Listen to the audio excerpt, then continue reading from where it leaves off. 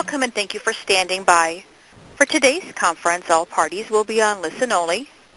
During the question and answer session, please press star 1 on your touch-tone phone. Today's conference is being recorded. If you have any objections, you may disconnect at this time.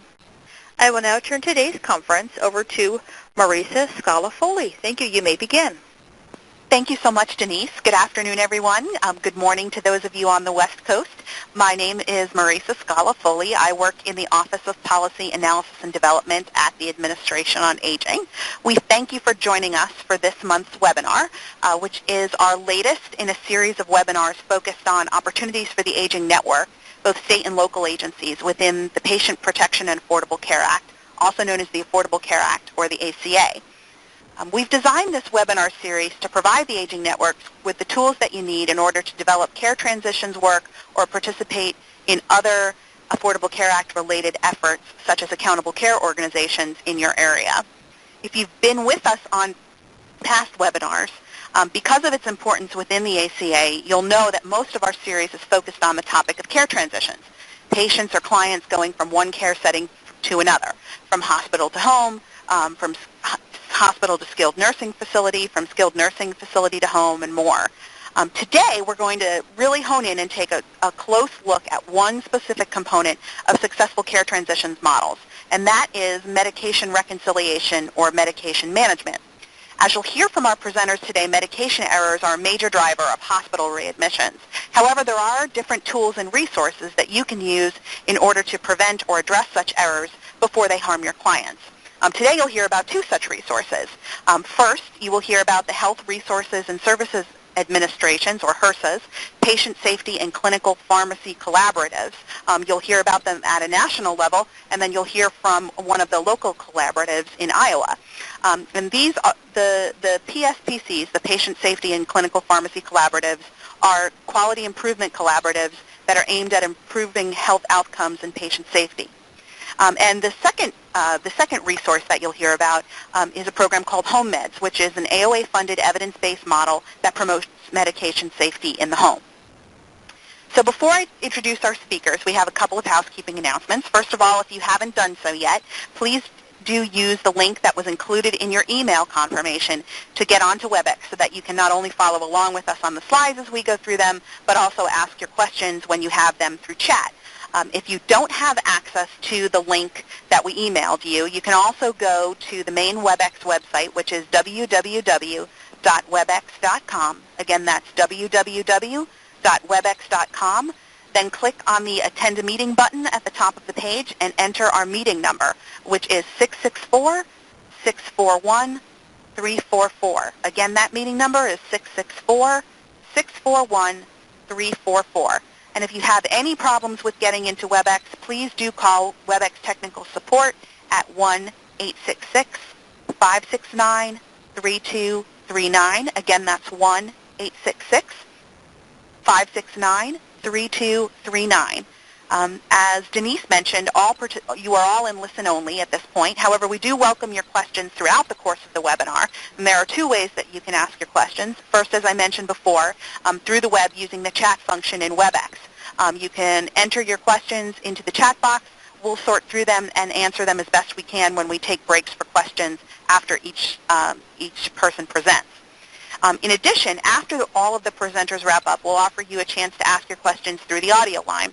When that time comes, Denise will give you instructions as to how to queue up to ask your questions. And if you think of any questions after the webinar, or if you have any questions you'd like us to follow up on that perchance did not get answered during the course of the webinar, please do email them to us at affordablecareact@aoa.hhs.gov. Again, that's Affordable Care Act, that's all one word, at aoa.hhs.gov. And finally, as Denise also mentioned, we are recording this webinar. We will post the recording, slides, and transcript of this webinar on the AOA website as soon as possible, likely by early next week.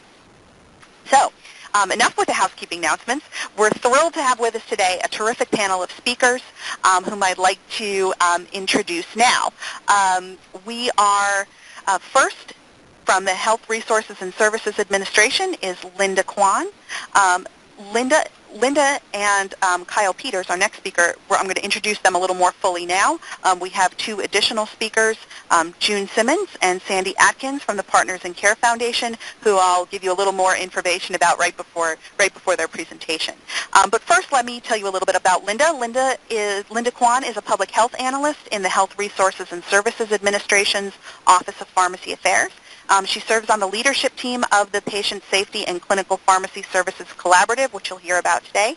She received her master's in public health degree at Drexel University in 2007. And our second speaker will be Kyle Peters. Kyle is a clinical pharmacist specializing in diabetes at Siouxland Community Health Center in Sioux City, Iowa.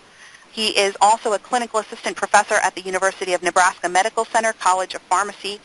He graduated from Idaho State University in 2003, and he is currently serving as the faculty co-chair for the Patient Safety and Clinical Pharmacy Services Collaborative. So let me turn things over to Linda. Great. Thanks so much, Marisa, and thank you to AOA for allowing us this opportunity to share with your colleagues more about the Patient Safety and Clinical Pharmacy Services Collaborative. So on slide number 5, we wanted to share with you the questions that we'll be running on for the next half an hour or so. What you'll hear more about is a little bit about the Patient Safety and Clinical Pharmacy Services Collaborative, or as Marisa mentioned before, PSPC in short. We'll also share with you how to participate in this 4th year of the collaborative, and you'll also hear from Dr. Kyle Peters, who will be sharing Siouxland Community Health Center's progress and action plans in improving their health outcomes and patient safety. So if we move on to slide number 6, we kind of wanted to just paint the picture for everyone to kind of just let you know what the issue is, and with this context in mind, it'll help frame the collaborative and why we're doing it. So on this slide, we know that people with chronic conditions are the most frequent users of healthcare in the United States. They account for about 81% of hospital admissions and 76% of physician visits. At least 91% of all prescriptions are filled for a chronic condition, and the Institute of Medicine found that safety and quality risk associated with medications are severe. At least 1.5 million people are injured each year as a result of medication. So when you couple these statistics and throw in the estimated cost of uncoordinated care, there's really a big opportunity to reconcile the care coordination around medications. There's a sense of urgency to transform the delivery system to help deliver safer care and to save patient lives. So on slide number 7, HRSA developed PSPC about 4 years ago, and this is a quality improvement collaborative aimed at improving health outcomes and patient safety for high-risk patients. We've adapted the Institute for Healthcare Improvement Breakthrough Series collaborative model, which we'll highlight in a few minutes. And what we've seen over the years is that community-based teams are improving and transforming the delivery system where there used to be gaps. Teams are able to enhance the care coordination among the providers and partners involved. They're fostering multidisciplinary team-based care team approach. The collaborative is helping teams strengthen the patient-centered medical home and help teams integrate medication management and other patient-centered services to minimize harm related to adverse drug events and to maximize optimal health outcomes. And again, we're delighted to have Dr. Kyle Peters here with us, who will share a little bit about Siouxland's experience in a little bit. If we move on to slide number 8, we wanted to just tell you a little bit of who's involved in this collaborative. This collaborative is truly driven by the communities across the country. We have community-based teams and organizations that include safety net providers, hospitals, public health departments, and HIV clinics. And some of these organizations have partnered with schools of pharmacy, primary care associations, and quality improvement organizations. And the composition of their team is really grounded in that multidisciplinary care team. And together they're collectively delivering patient-centered services to improve medication safety, to improve the care coordination, and to improve health outcomes. On slide number 9, it shows you a visual display of currently where our teams are in the 4th year of the collaborative. We just jump-started our 4th year, and you can kind of see we have over 130 community-based teams across the country. If we move on to slide number 10, we just wanted to share with you kind of the value in the community partnerships and what we've seen over the years. We realized that collectively we can learn more from each other and to help move this work forward. The partnerships add strength to the teams. It helps to leverage resources, to provide manpower and skill sets, and also to provide synergy across the entire community. And we just wanted to share this quote with you that by Aristotle, that the whole is greater than the sum of its parts. Again, the community partnerships really help drive this work, and we'll talk a little bit about the composition of the teams that we've seen over the years and into this upcoming year.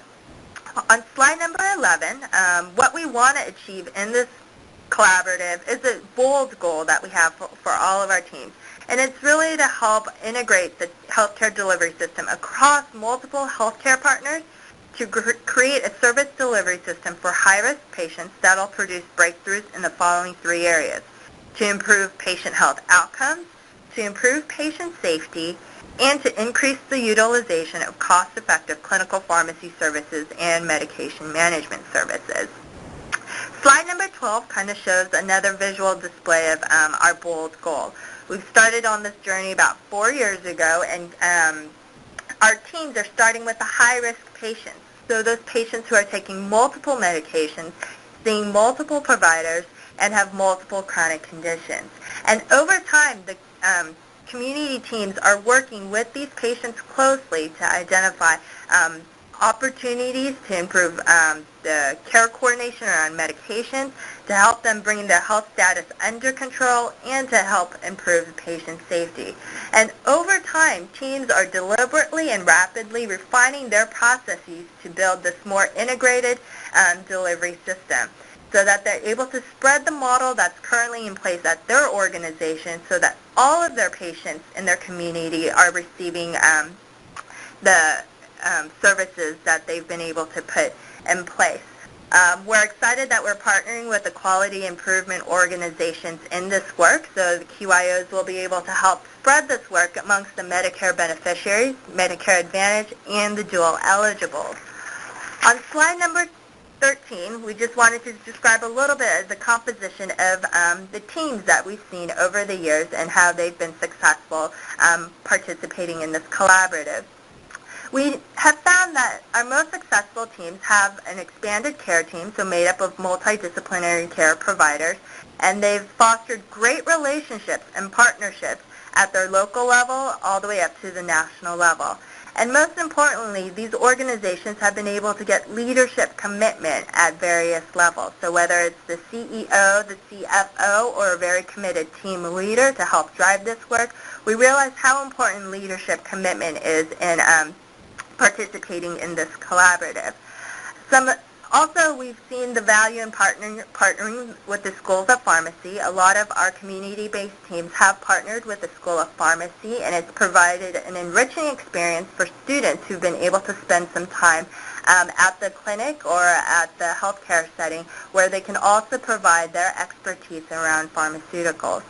Again, as I mentioned before, the expanded care team has created some nice synergy within the organization and helped providers work more efficiently and more effectively.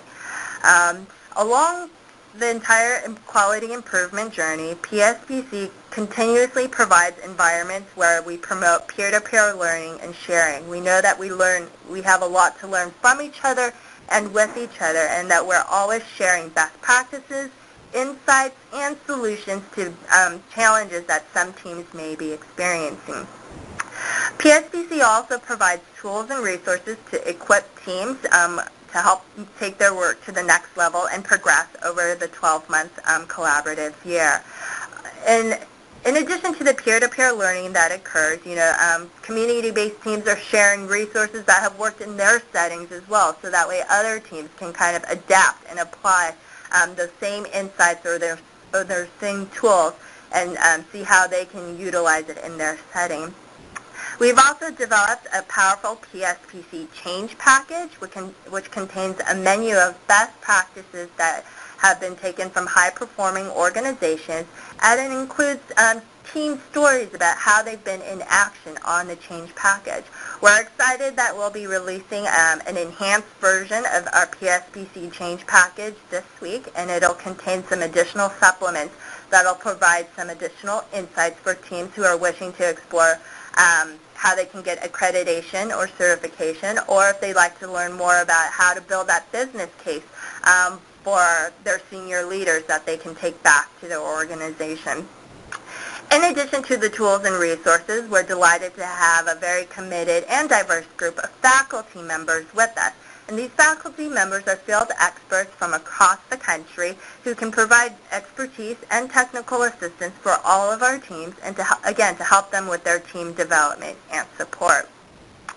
Along with the national leadership here at HRSA, we've also established great relationships with external organizations, and we're proud to have partnered with a few organizations that have made up the PSCC Public and Private Alliance, which is now a nonprofit organization that's really going to help amplify this PSCC work and help teams sustain this work moving forward.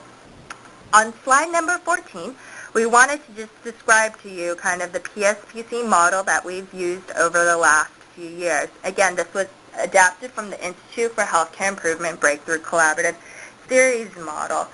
In the spirit of quality improvement, organizations are continuously testing small changes through the Plan, Do, Study, Act cycles. Nationally, we convene the teams 3 times a year during the learning sessions. And again, this is an environment where we like to highlight what's working in organizations so that it can be spread to other communities across the country. We'll be starting our first learning session for 4.0 with a 3-part series that starts in November. This learning session is also combined with our 3.0 team, so we're excited that we'll have a good mix of teams with us. What's not reflected here in this map, but we wanted to share with you, is that we do periodically schedule webinars throughout the action period to help maintain the momentum and to accelerate momentum for team development and improvement. So again, this is just a quick schematic of the PSCC model that we use in this collaborative. On the next slide, I'd like to just share with you before we conclude this part of the presentation is just some key attributes of the collaborative. This collaborative is really grounded in the health home with the interdisciplinary care team, focusing their efforts around the patient. So all the services that are being provided and enhanced are really patient-centered services. This collaborative systematically addresses medication management, safety, and risk, which are huge issues for ambulatory care patients and for all of the patients that our teams are seeing. This collaborative, again, promotes and fosters that all teach, all learn philosophy. We know we have a lot to learn from each other, and we can do some really neat and exciting problem solving in real time by just sharing insights and solutions to common challenges or barriers that we hear from other communities across the country. We've heard a lot of national efforts around the patient safety work, and we wanted to just highlight that this collaborative does align with the Partnership for Patients campaign that some of you may have heard, and it aligns with other quality improvement areas that focus in on medication management or care coordination. On slide number 16, we wanted to share with you our enhanced aim that we share with all of our teams and with all of our partners. The PSCC aim is patient-centered and integrated care teams are armed with cost-effective clinical pharmacy services to improve the health outcomes and safety for high medication risk patient populations in alignment with national quality measures. So this aim keeps us grounded in the work that we do day to day and helps us achieve this bolder vision that we have, that by 2015, 3,000 communities have an integrated delivery system to assure optimal health outcomes and patient safety. On slide number 17, we just wanted to share with you if you are interested in partnering with us in this collaborative, some the process for enrolling into PSPC 4.0. We've developed an information package which kind of goes into more details about the guiding principles about putting together a successful team for PSPC. Once you have reviewed the information package, we ask that you go online to submit a participation package. You can access both pieces of this information on our website, and there's actually two places where you can access it. On our patient safety website, which is www.hrsa.gov/patient safety, or you can access it at www.healthcarecommunities.org. We are asking teams to submit their team information by October 30th. However, we do realize that we're here to help you. If you are interested in joining, we'll work with you in every way that we can to get you on board and help catch you up with all the activities that we've lined up in November and moving forward. And as I mentioned before, that we are excited to be partnering with a quality improvement organization. So if you are interested in partnering with a QIO, there is a rolling deadline. And again, I just wanted to emphasize that HRSA is here to help. We definitely want to partner with the area agencies on aging and with other aging services providers. We know that the work that you're doing is very important, and I think there's some great opportunities for synergy moving forward. So on the final slide, we just wanted to, again, thank you for giving us this opportunity to share with you kind of the overview of the collaborative. And if you do have need more information or have questions, if we don't get to them today, here is our email address at patientsafety@hrsa.gov. So Marisa, I'll turn it back over to you. And again, thank you for letting us just share this overview about the collaborative. Okay, thank you so much, Linda, for a terrific presentation, a great overview of the collaboratives. We did get a couple questions in through chat. The first one came from Jennifer, who asks, are any of the collaboratives working with an area agency on aging or other aging network providers as part of their PSPC team? That is a great question. I think we do know of teams partnering with nursing homes. We would like to see more teams partnering with areas on aging or other aging services providers. So again, I think there's some great opportunities here for synergy and alignment. And again, we'd like to see more, and I think this partnership will only help us achieve great outcomes for the patients in our communities across the country. And Lauren asks, how do they find out if there is a PSPC near them? Great question. So on our website at www.hrsa.gov/patient safety, there is a tab called Teams, and we just updated it to reflect the teams that have enrolled in PSPC 4.0 to date. There is also a link to the teams that were participating in the third year of the collaborative. And Marisa, I'd like to offer to share this information with you. I can send you the website address, and maybe you could disseminate it to your colleagues or in this network. Absolutely. We can post it along with the recording slides and transcript from this webinar so that folks can have access to it through our website. Sounds good. All right, we got one more question in from Jennifer, who asks if you could share any key findings that are emerging from the PSPCs. For example, common findings in terms of barriers or challenges for addressing medication management. Well, that's definitely a great question. I know we have Kyle Peters with us, who's going to talk a little bit about some of his experiences and what they're seeing in Iowa. So hopefully Kyle's presentation will address that question from Jennifer. Okay, and that's a perfect segue. We have no more questions through chat, so that's a great segue into Kyle's presentation. So I'll turn things over to you, Kyle. Great. Thank you so much. I'll actually go ahead and answer that question. We've seen a lot of good work in the first 3 years, and when it was mentioned earlier on the call about care transitions, we really feel that patients deserve to be treated the best way possible and know what's going on with their medications, with their diseases. And we see that the care transitions from clinic to hospital to long-term care back to clinic, there's a lot of confusion on which medications they're on. One of the main barriers to this is that the hospital will have a different formulary. So they may stop the patient's home medication to one that they have in their pharmacy. And then when they go home, they're put on the new hospital med and continue the medication that they use at home, so they may double up on therapy. So really our ultimate goal is to improve the communication and decrease those barriers. And I think there's probably quite a bit that we could do with that. So thank you so much for letting me be on the call. On slide 20, it discusses our integrated care team. Another lesson learned from the collaborative is that no team or person can do this by themselves, that you have to have a good care team that really helps to focus on patient-centered care. The Siouxland Community Health Center is a FQHC located in Sioux City, Iowa. We are about 100 miles north of Omaha, right on the western border of the state.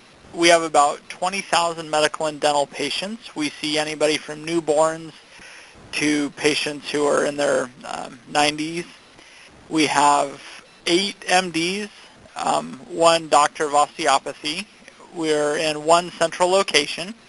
We have 6 physician assistants, 6 advanced registered nurse practitioners, 2 clinical pharmacists, and then every month we have 2 to 3 pharmacy students from the University of Nebraska Medical Center College of Pharmacy. And they're here on a 4-week rotation.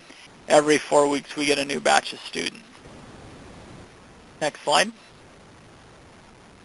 So when we look at our integrated care team, we really focused on patients on warfarin that are referred to the clinical pharmacist for management. We mainly do diabetes or anti-coag as our main patient visits, but we're available for any other questions that arise from the providers. So patients are seen regularly by Dr. Klinkabel or myself to manage their INR, and we'll refer them back to their primary care provider for other diseases. So if they have COPD, any pain management, we refer those back to their provider. And we really recommend that they see their provider every 3 months, even though they may see us in between. Next slide.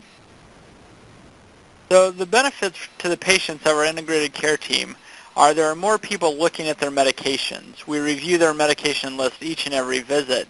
And it's not only the clinical pharmacists that do that, but the pharmacy students. And the benefit of having pharmacy students is they love to ask a lot of questions. So they don't have the clinical experience we do.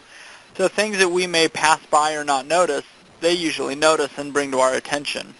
And so the benefit is having those questions asked, we can determine if the therapy they are receiving is safe and important enough to improve their health outcomes. A lot of times we try to get rid of medications that may cause harm to improve the safety. And so by having us look at the med list, the students, and then their nurse and primary care provider team, we really feel that we can improve the safety and the care for the patient.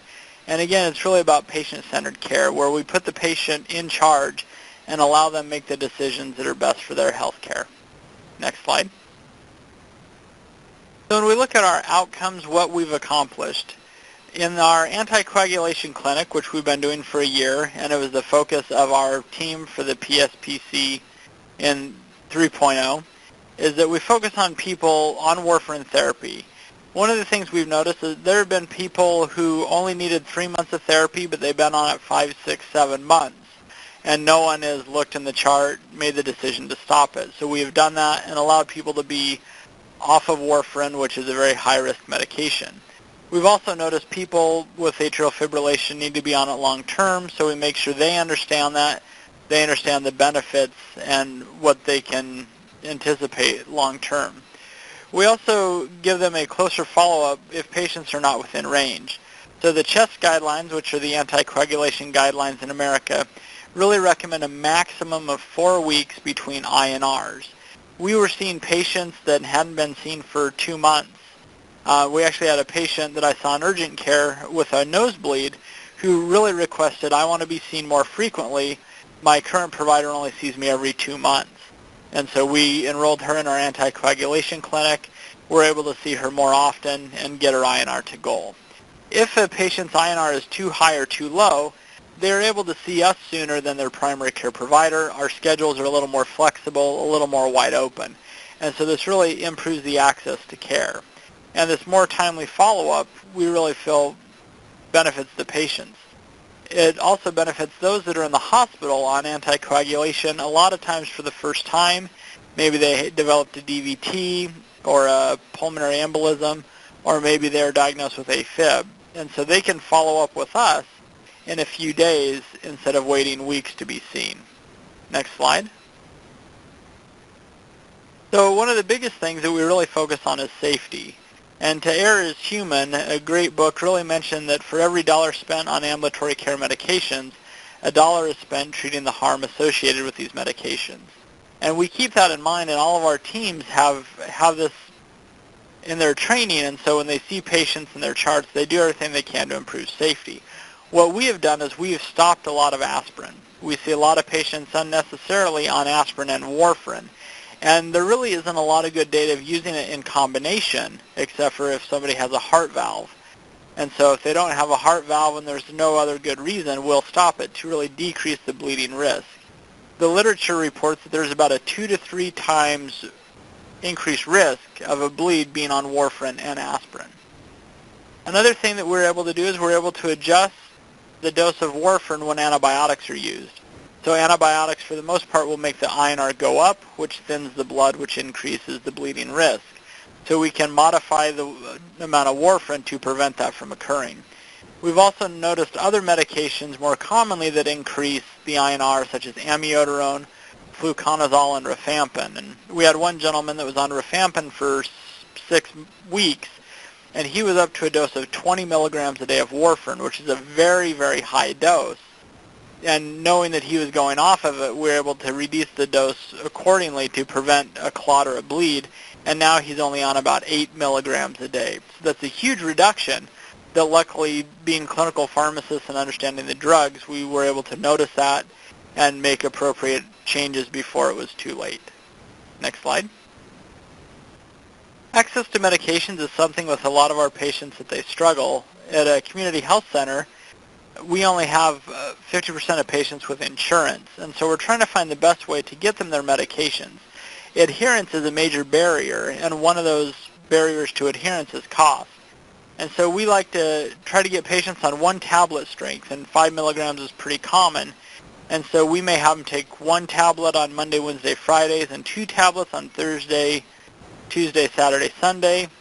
We may also give them a 90-day supply versus a 30, because the 90-day supply over time is cheaper per tablet.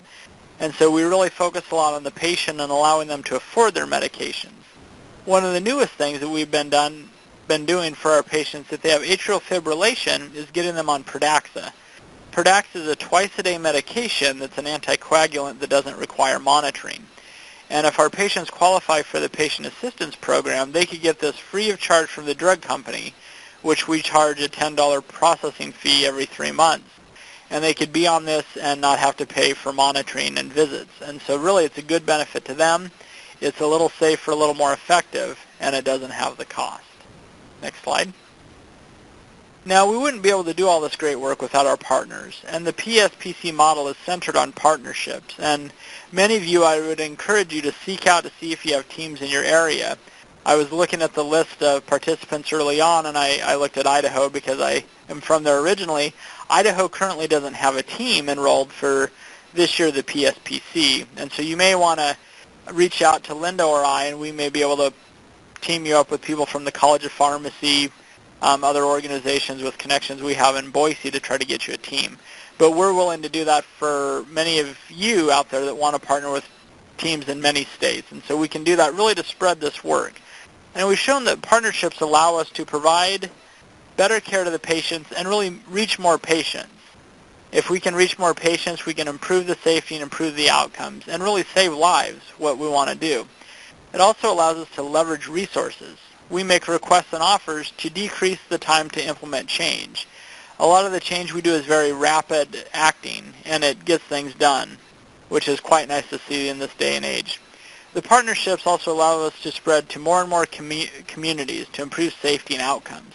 And if we can reach more and more people in the United States, we can hopefully decrease the burden of health care and improve the health of the citizens. Next slide. So this is done with a partnership with the University of Nebraska Medical Center College of Pharmacy. So I'm a clinical assistant professor, and Dr. Klinkenbill is a clinical assistant professor as well, and we see students every every month, and we train them and educate them and allow them to understand the work of the collaborative and also how it improves safety and outcomes. If a lot of you remember your schooling, you probably didn't get a lot on safety, and that's a big disadvantage for our students. In the classroom, they may not get the safety piece, but on rotations, we really drive the point home that they need to look for safety and prevent any problems. And so the students are able to gain this experience managing patients with diabetes, on anticoagulation, or other primary care conditions with a focus on safety. Next slide. So in the first year of the collaborative, our population of focus, which is the group of patients that we follow and manage, were patients with diabetes who saw 2 of our physician assistants. We teamed up and followed their patients to try to get their A1Cs less than 7 and prevent any of the complications. In year 2, we focused on patients whose A1C was greater than 9, which is a good quality marker for poor control. The benefit was the students would interview the patients, discuss what diabetes was, the complications associated with it, why we wanted to treat it, and how to prevent complications. And so by meeting with the patients, they were able to provide a lot of great education. Next slide. When the students would get done talking to the patient, we would ask them what their plan was, what their recommendation. They would present that to us, and we would teach them if we agreed with it or not, and maybe what we could do better. By having the students see the patients, this freed up our time and allowed us to see more and more patients. But it also allowed the students to develop their clinical skills on safety and outcomes. Next slide. So in the third year of the collaborative, we started focusing on patients on warfarin. And the students would room the patient and ask them the anticoagulation questions. They would do this while we would poke their finger and obtain their INR. Next slide. And the students would write out the SOAP note, which is documentation of the chart, discussing the visit, and they would do this and look for drug interactions and drug errors and also develop a good plan for the patient until their next visit. And we would really let the students do everything but the INR because of liability. We didn't want them poking the finger and have a chance of coming in contact with the patient's blood. But the students would do everything, and then we would make the final decisions with them, teaching them how to do this. Next slide. So participating in the PSCC has really allowed students to apply their classroom knowledge to real patient situations. And we know that the rest of the career is not going to be in a classroom. It's going to be in a hospital, in a clinic, providing this care. And we focus on preventing errors and teaching patients how to achieve their goals. And really the students love helping the patients, and the patients love the students. So this partnership has really been a win-win for all parties involved. Next slide. And so without the student involvement, we wouldn't be as efficient. We wouldn't be able to get as much work done. We probably wouldn't notice as many of the potential adverse drug events. By having their eyes on the chart, we notice more. Students also decrease our workload. Even though we oversee them and help them learn, they really help us out quite a bit. And we find a lot of joy by having the students around. And it's really a benefit of this teamwork, having partners to get the work done, that we find joy and are more efficient. Next slide. So if we look at our results, we started enrolling patients in our population of focus October of 2010. And so each month, more and more patients were added. The criteria of being added to the population of focus was if they were on warfarin and their INR was not at range. At the end of this year, we had about 100 patients in our population of focus. Next slide. If we look at those who received clinical pharmacy service elements in the month, this also increased. So we, towards the end, had about 74 patients every month receiving these services out of those 100. Next slide. And we saw that we took people whose INR was not within range, so 0% of people were at goal, and over time we saw this increase. In June, we actually had 74% of patients whose INR was within range, which this is quite good. This is better than a lot of the studies that were out there. And we ended with about 55%. So people who are not at range are now within range in their INR, which will hopefully improve their outcomes and improve their safety. Next slide. When we look at safety, one of the things we notice is a reduction in potential adverse drug events. And we saw a slight increase because we know these events are occurring, but we're not tracking them. once we start tracking them, we usually see them go up and then go down. And when we got to about one potential adverse drug event per patient, that's pretty good considering they're on warfarin, a very high-risk medication. Next slide. If we see the number of adverse drug events, so this would be bleeds or major bleeds causing issues, we got to the point where in July and August we did not have any adverse drug events. This is pretty exciting. And this is the ultimate goal of the collaborative, was to improve that safety. Next slide.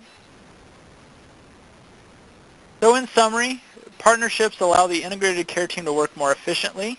The results obtained allow more patients to achieve their health outcome goals.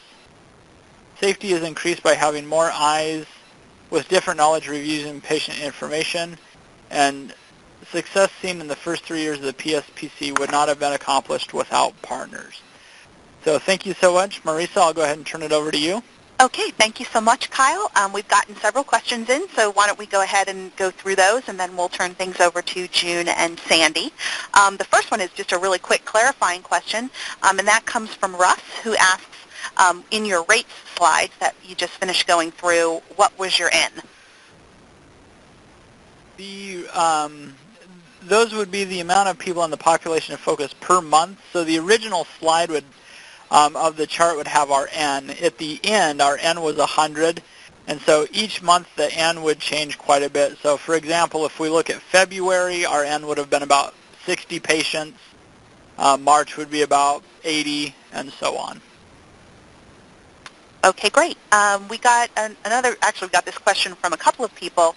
How is your partnership funded? Are you receiving outside funding, or are, for staff time or other costs, or are teams doing this on their own time? That's a great question. So my partnership with the University of Nebraska College of Pharmacy is they pay half of my salary. And so the health center, I'm 100% employed by the community health center. Half of my salary comes from the health center. The other half comes from the College of Pharmacy. And the teams out there that are formed, a lot of them have these College of Pharmacy partnerships where they have co-funded faculty. But the majority of the teams are really paying for this work as they pay for their normal staff. And what we want to remind people is this isn't extra work or different work. It's really the same work we're doing. It's just more enhanced, more streamlined, and more efficient. And so a lot of times people are concerned when forming teams who's going to pay for it. But this really changes how we manage patients, and it's actually saved quite a bit of money and staff time. Okay, great. We got another question in from Janice, who asks, how do you document the care that you provide, not just the anticoagulants, but all recommendations for changes in therapy? And she also asks, if you have this information, what the pharmacist cost per patient is for the services in your clinic. Okay, great questions. The main reason or main way that we document all of our recommendations is through our EMR. We have an EMR where we're able to send notes to the physician or put notes in the chart letting them know what we've done. We track a lot of our anticoagulation data on an Excel spreadsheet. So very easy, very simple, where we have the patient's name, date of birth, medical record number, what the INR is, if they were within range, if they are in the population of focus, when we decide to see them back, and what the adverse drug event or potential adverse drug event is. As far as looking at the cost per visit, we've looked at that in the past. I don't have that handy. I don't have a great number of what that would be, but one of the main benefits we have shown by having clinical pharmacists on staff is that we're able to answer a lot of questions and free up a lot of time of our providers. And so we allow our providers to be more efficient and to see more patients than they could on their own. And so a lot of it's more of a cost sharing than a direct reimbursable expense. Okay, great. And one last question in from Russ, who asks, and this is, I think, a more general PSPC question, is there a minimum patient population requirement for establishing the PSPC? And Kyle, this can be for either you or Linda. I'll go ahead and answer, and Linda, if you have any input, if you'd like to chime in, that'd be great. Absolutely. If you're partnered with a QIO, the ultimate goal is to have 100 patients in your population of focus. If you do not have that QIO partnership, you're not under a contract for those 100 patients. And a lot of our teams have started off with 5 patients and increased it slowly over time to 20, 30, 40, or 50. And we feel that if you start doing the work, you may only have 10, 20 people in your population to focus, but you're going to benefit your whole organization. And so even if you want to start slow and spread the work over time, we highly encourage that.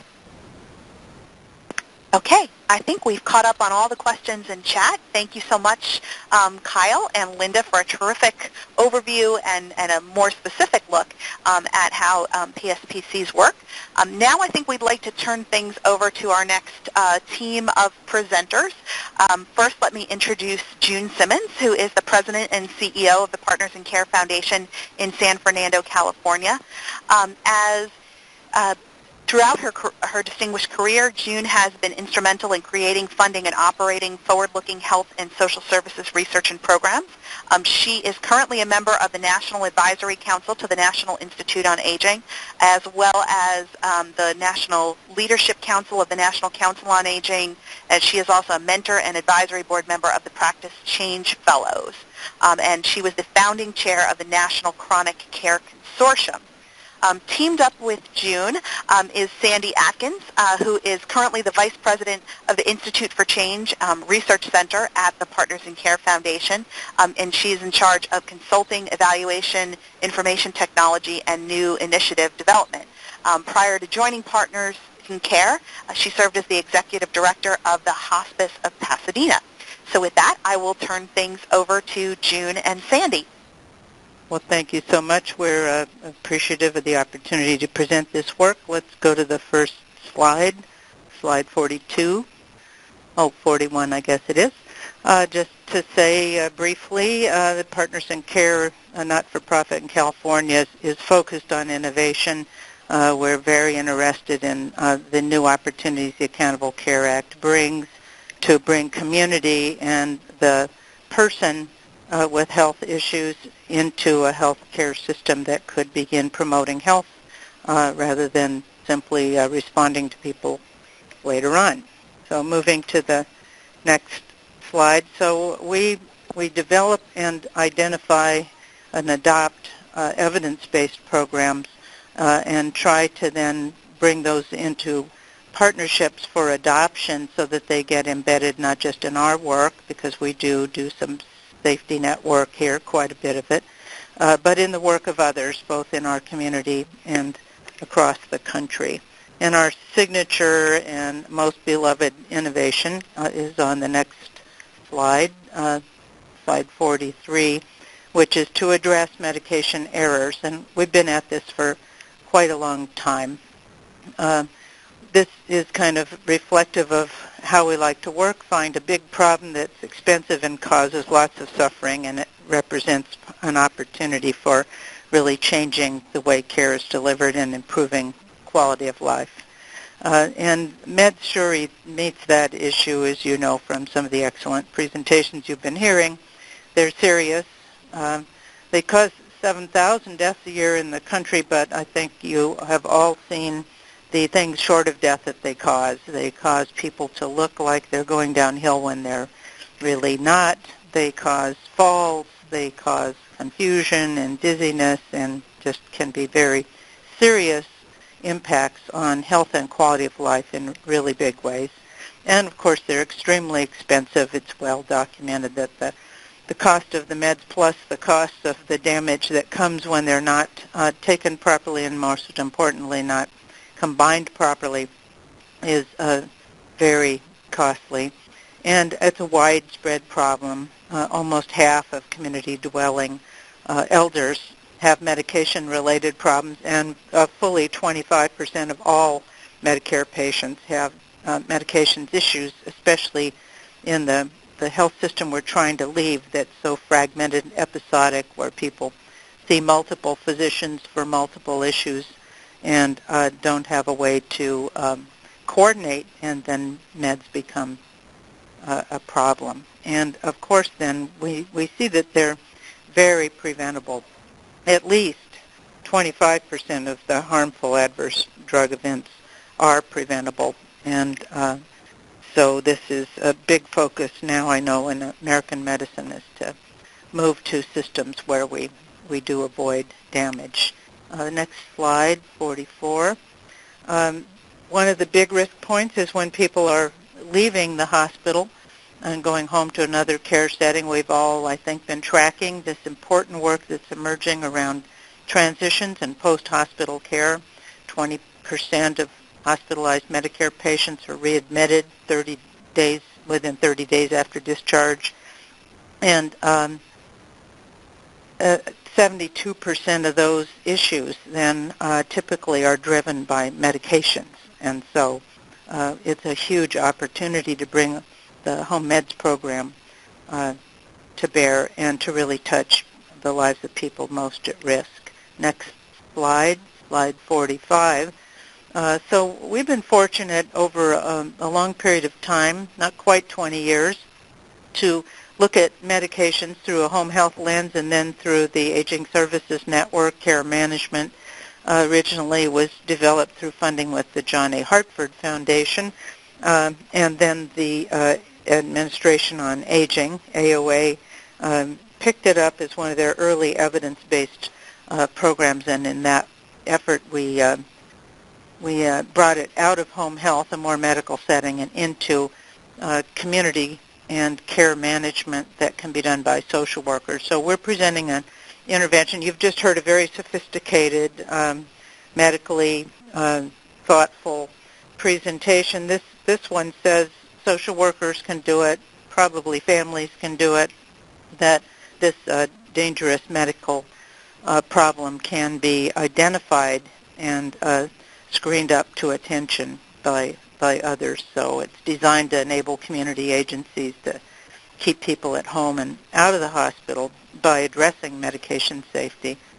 So this represents an important practice change with workforces in settings that already go to the home. So we've already paid someone to drive to the home, get into the home, and do a full assessment in the home, usually including a full inventory of medications. And so this tries to take that investment that's already made and turn it to advantage by supporting it with very thoughtful and evidence-based software support. So let's look on the next slide. So the core components then are in-home collection of the comprehensive meds list and noting how each drug is being taken, because that can be an issue. Where feasible, vital signs. If those aren't feasible, it still works. Noting if there's a history of falls, other symptoms like dizziness or confusion, or other indicators of that likely would be coming from adverse medication effects. So then the home meds program uses the evidence-based protocols that were developed under grant funding with a national panel of experts, multidisciplinary, to really look at the biggest risks and to screen for those risks and then deploy a consultant pharmacist appropriately, as opposed to the pharmacist that usually fills your meds. There's a whole field of pharmacists whose job it is to really look at the appropriateness of medications and bring that tremendous expertise into the medical world. So then it's placed in a computerized medication risk assessment tool, a software that can be reached through the cloud or inserted into somebody else's software, and very cost-effective, I might add. And then that, entering these meds, which can be done right in the home. In some cases, we have people entering this right in the home on an iPad. Then that sets up an alert process that says, better look at this may be an issue, and then the consultant pharmacist can look at that to see, are these really issues, or is this appropriate, and then, if need be, they alert the physician. So next slide. So these evidence-based protocols, as noted earlier, were identified by an expert panel, and they focus mainly on unnecessary therapeutic duplication, which means one or two or more drugs from the same class. So you might have something for pain or something for sleep, things that would have a similar kind of a class base of drugs, and they add up and create a big problem. Psychotropic drugs, while vitally crucial for many people, also can have many side effects like falling or confusion. And some of the fancy-sounding non-steroidal anti-inflammatory drugs can create bleeds in the stomach, especially for older patients, and then some of the heart medications can really be an important issue.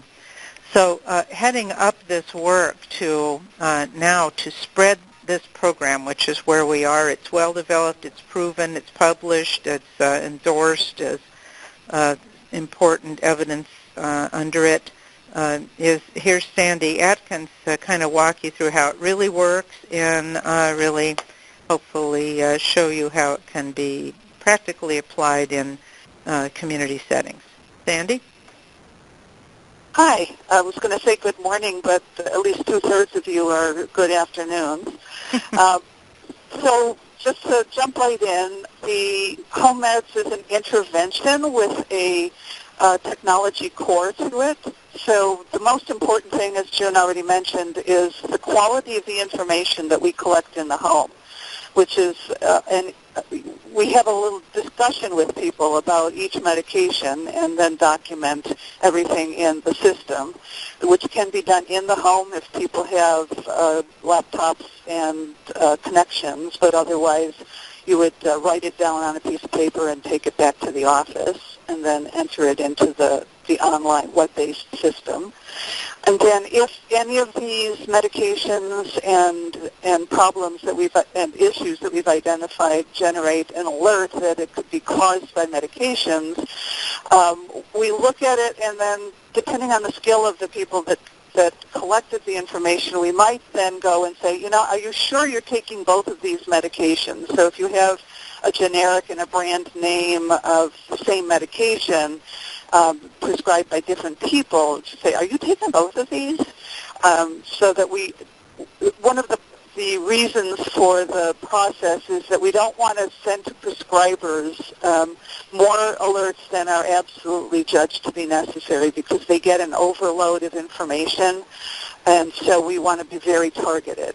So once we've confirmed that the medications that produced an alert are actually being taken regularly, then we communicate this to the consultant pharmacist for the site, and it says email or fax in the diagram, but they can also log directly into the software, which is typically the way it's being done now.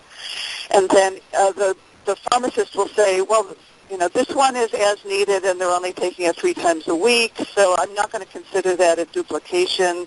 I'm going to consider it to be an adjunct therapy, and we won't talk to the physician about it. It will show up on the medication list, but we're not going to say this is a problem. So then after eliminating whatever issues they think are not something that the physician prescriber needs to look at, then they will communicate, usually by fax, with the physician, providing recommendations and any documents that would substantiate the reason for the recommendations. And then there's a process of response and confirmation, and hopefully the physician says, yes, this is a problem, let's schedule the patient to come in, or no, we've already done everything we can and tried to eliminate this and it didn't work. So there are a number of possible responses, and very seldom does the doctor say, please don't bother me. Once in a while they do, but usually it's, oh my gosh, I had no idea, thank you so much. So then the pharmacist documents what they have done. They can do it on paper or within the software, and then at the end we track to see if any changes have happened to the medication, either by looking at the records or by, in a care management program, if they're making monthly phone calls or quarterly visits, then we would check to make sure that everything has been dealt with. So the system also allows us to see if things have been resolved. Next slide, number 49. So one of the reasons for doing this, and people often say, well, doesn't the pharmacy know everything that the person's taking? And the truth is, no, they don't. First of all, they don't know what over-the-counter medications, and some of the most serious problems result from things like Advil PM, which combines something that can cause gastrointestinal bleeding with something that can cause falling, which is just a delightful combination to take at bedtime on an empty stomach, probably. So there are a lot of problems resulting from people thinking over-the-counters must be okay. Then there are medications prescribed by other doctors and filled by other pharmacies, so there isn't a full picture. And then very often, I would say seldom, do the physicians ask questions like, have you had any falls lately? Have you had any days where, all of a sudden you felt confused, or have you been more confused than usual? So it adds an assessment that's happening in the home. These people are going into the home to do an assessment, so we structured some of the questions to make sure that they can create the best information in our online system, including things like alcohol use, depression screening, to give both the physician and the reviewing pharmacist as full a picture of what's actually happening with this client.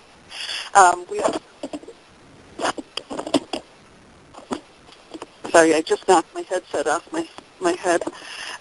We also have find a lot of incorrect self-dosing where the instructions say take 3 a day, so they take 3 of them at lunch, which is not the intent. People here in California for sure are getting a lot of medications from Mexico. People order from Canada, and then they borrow things. We say you shouldn't, but this worked for me, so why don't you try it? Next slide. Number 50. So we've been at this, as June said, for a long time, and we have about 28 implementation sites now. So we have a number of waiver programs for older adults in Florida, Illinois, and California.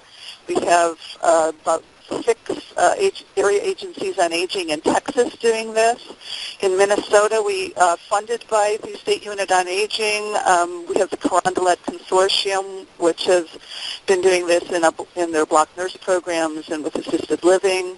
In Wisconsin, AOA funded them to try this with home-delivered meals programs very often associated with aging and disability resource centers. We have the Quitsan Native American tribal community on the Arizona-California border, and in Connecticut, the Fairfield University Nursing School is trying this out with their students going into the home, which is a wonderful eye-opener for nursing students to, if they're going to wind up working in a hospital or emergency room, having seen what it's like in the home has been a wonderful eye-opener for them. Next slide, 51. So just as an example, in Wisconsin, over, I'd say about 6 months, they have screened 138 clients and found that 55% of them, and these are people receiving home-delivered meals, which means that they tend to be homebound, 55% with 1 or more alerts, an average of 11 medications per client, which includes 1.5 vitamins, 171 problems found, and you can see the breakdown there. Typically, the most common problem is therapeutic duplication, and others in fewer numbers. And so here's some examples. We had a patient over age 80 that were taking 3 different medications that can increase the risk of GI bleed. If you've ever seen someone, my stepdad lost 60% of his blood, so this is for real. There was a patient who fell, and we found them taking 5 different medications that increased the risk of falls. And then another patient was taking 4 different narcotic painkillers. Next slide, 52. And just so you know, this isn't just about numbers. We got a nice story from Texas where we had a client who was taking 20 medications, and after reviewing the medication, they wound up only having to take 8 of them, which saved money both to themselves and I'm sure to their Part D provider, and he feels that we saved his life.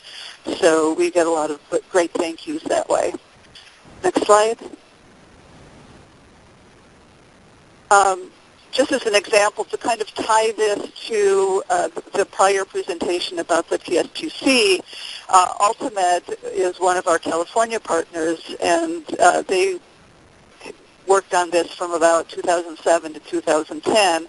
So they screened about 1,000 of their waiver patients, found that 430 of them had potential problems, of which 138 our consultant pharmacists felt needed to be addressed by the doctor, and 122 of those was resolved, which was a really nice high number. And using HRSA's formula for medication therapy management, we've estimated that this could have saved up to $200,000 to the entire healthcare system, not just to Ultimate. Next slide. I think this is where we're going to turn it back over to June. So you can see that this, what we think is a simple, very approachable change in practice that builds on the investment already made, really impacts such dangerous areas as falls and other really important adverse effects. And it's improved through having the folks who go to the home use their detective skills to more effect, and especially by collaborating with pharmacists and having a better link to the healthcare team. So you can see we had many people in many sites who had problems, sometimes several problems per client, and from those really clear examples, which you've probably seen on your mother or grandmother's kitchen table. Everybody's kind of seen this struggle.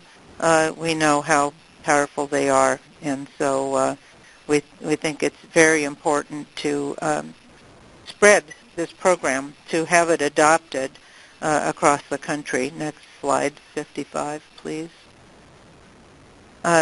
And given that AOA has blessed it as evidence-based and it's now undergoing the National Registry review, has strong support from AHRQ posted on their innovation site. We think it's got a lot to give it credence. If you're in a community setting and trying to go to a medical partner, it's important to have that evidence. You might want that evidence for yourself to know that this is worth the effort, but I think very important to have it as community people increasingly are joining hands with medical people. Next slide, please. So we hope this becomes a standard of care for home-based services, and in some of the health plans that do regular health risk assessments every year with more fragile people.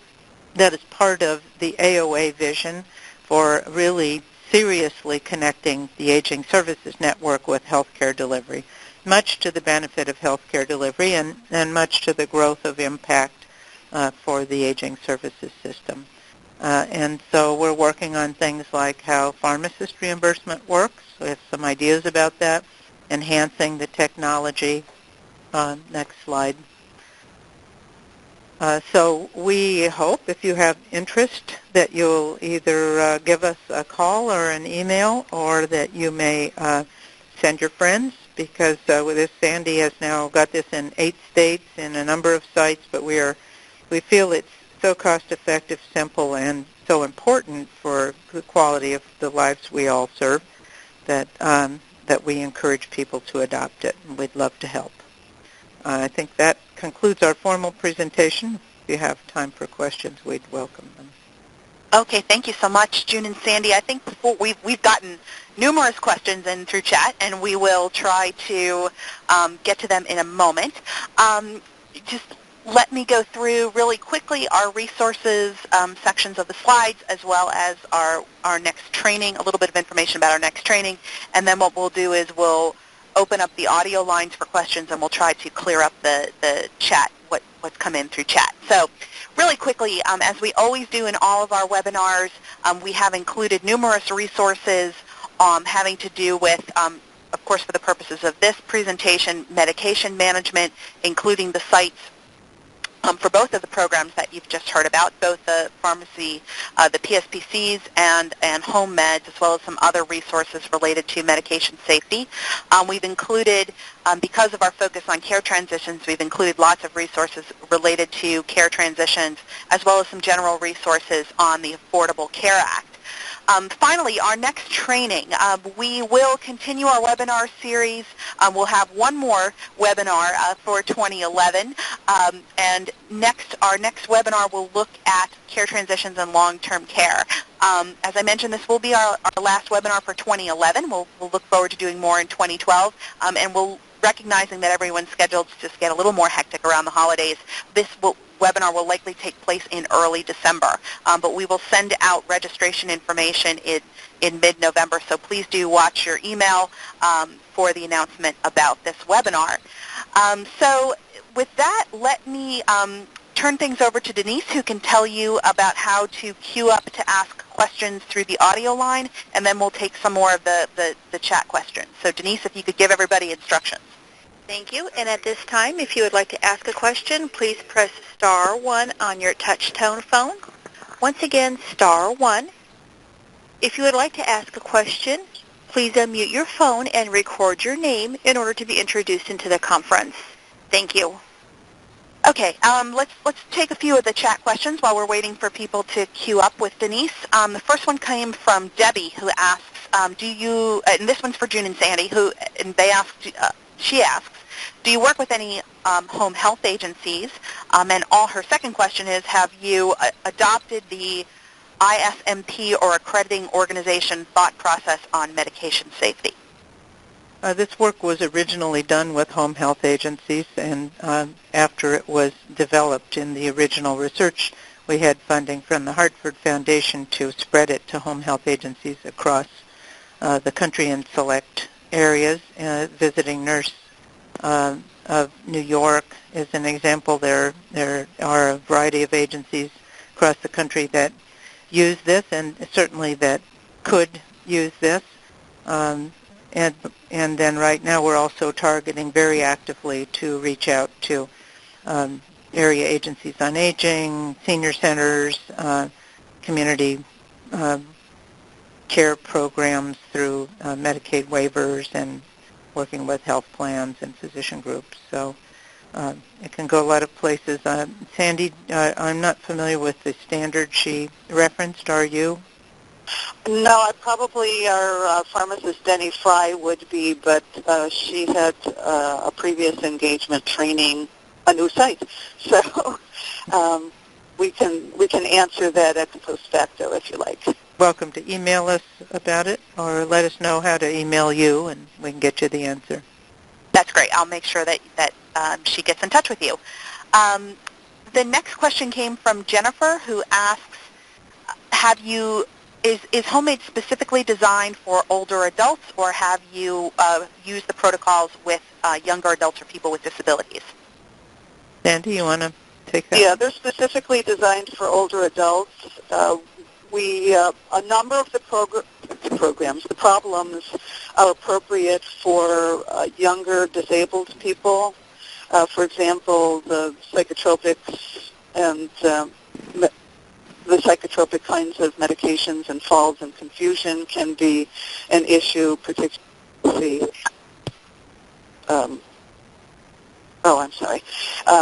they can be a particular problem for people with behavioral health problems, but we have not proven its effectiveness in that population. So while logically we would say yes, probably half of the protocols would apply, we don't make a claim for it just because it wasn't in the population that was studied.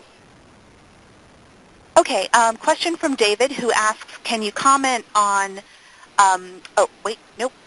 he asks if you can talk a little bit about how an organization finds a consultant pharmacist who is ready to receive such alerts.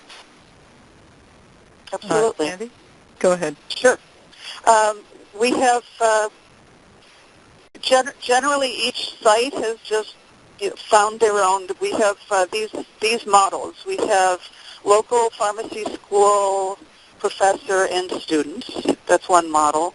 small town with an active pharmacist who wants to be involved. Some of the sites, particularly the area agencies on aging who have Title III-D medication management funds, can pay for the pharmacist using those funds.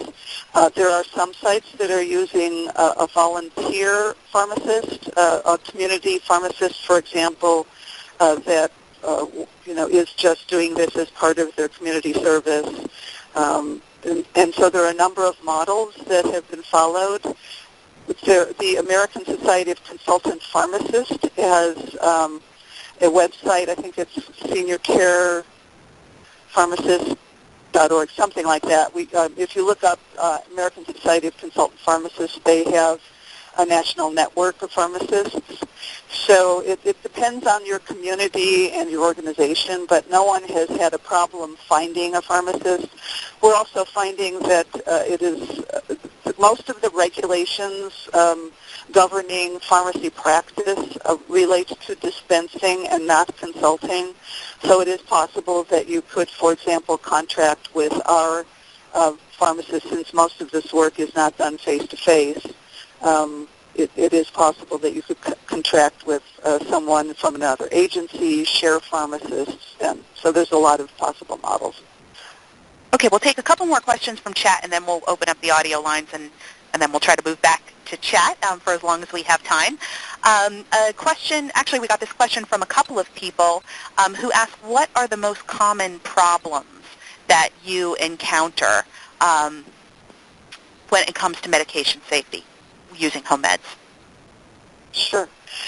The most common is therapeutic duplication, either a generic and brand name of the same medication or two medications from the same therapeutic class. I think that one is around 25% of the problems found. Then, and let me take a sidebar here and say that the percentage of problems found is not necessarily the percentage of problems that exist, because a number of the agencies that implement this do not have access to vital signs. So we feel that there would be many more cardiac problems with a home health agency, for example, than with a social service agency where they don't take blood pressures.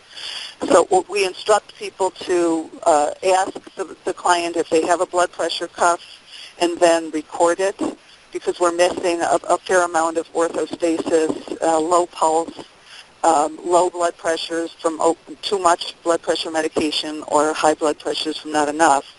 So our recent implementation is a little bit skewed toward the duplication and the NSAID problems. So a lot of people are taking too many versions of ibuprofen, aspirin, Aleve, and prescribed arthritis medications that have nonsteroidal anti-inflammatory drugs in them, and then too many in combination with the kinds of things that we were talking about before, the warfarin and blood thinners, steroids and things like that. So those are the most common falls and confusion with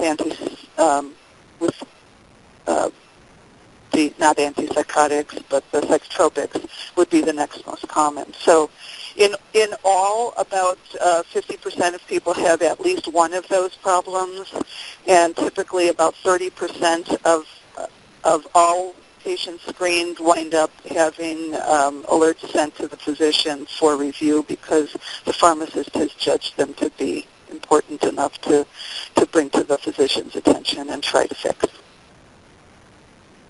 Okay, let's just take one more question, and we got this question also from a couple of people, and then we'll move to the audio line. We got a couple inquiries with regard to the cost of home meds. The cost? Yes.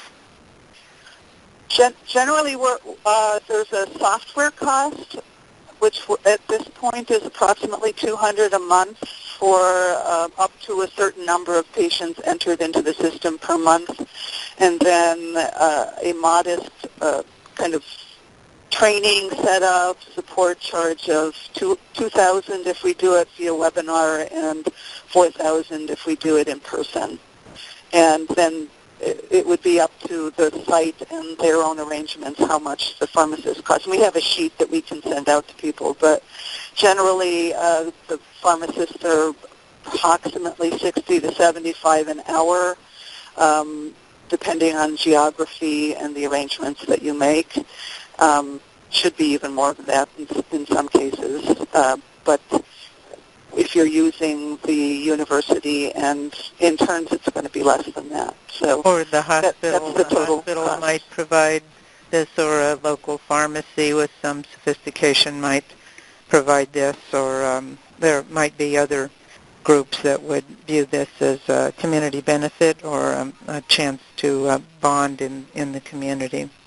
Many sites are using the AOA, the Older Americans Act 3D, Title 3D funding, which is for meds and has no specific deliverables on it, unlike the other Older Americans Act funding. And so a number of sites in Texas, they pooled their funding across several area agencies on aging.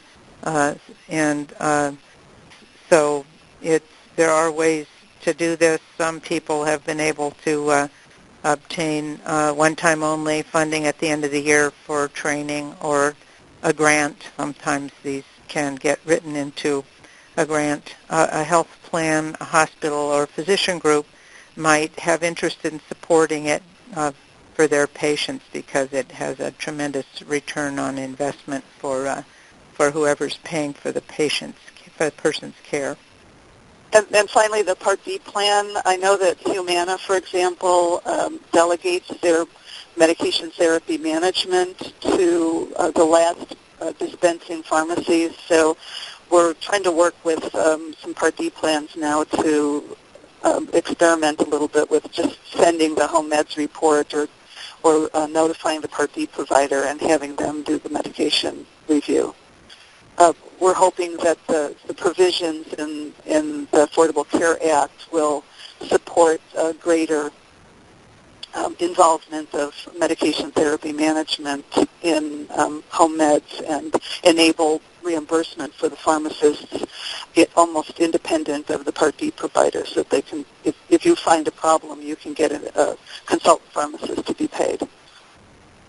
Okay, Denise, is there anyone queued up on the audio line to ask questions? There is one person from the audio line. I was not able to capture their name. I'll go ahead and open up their line. If you had pressed star 1 and wanted to ask an audio question, your line is now open.